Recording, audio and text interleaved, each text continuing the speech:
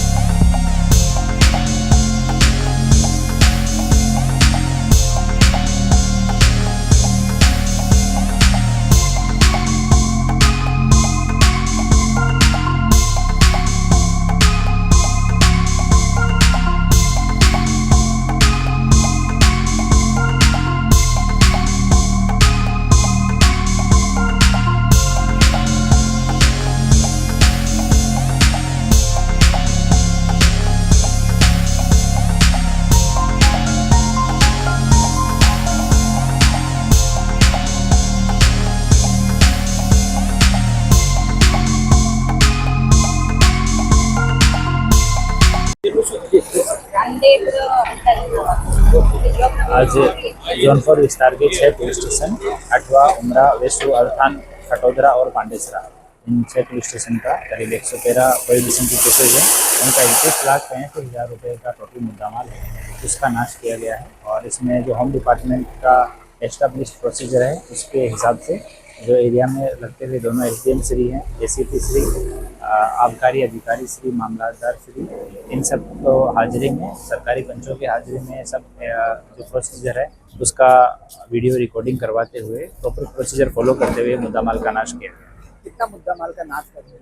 ये 31,83,000 रुपये का टोटल मुद्दामाल था, जो लगभग 3-4 महीने में जितने केसेस रजिस्टर हुए जोन विस्तार में उन सब का ये मुद्दामाल था। और अभी माननीय सीपी सर की सूचना से हर 3 महीने के बाद में हम लोग मुद्दामाल का नाश कर देते हैं।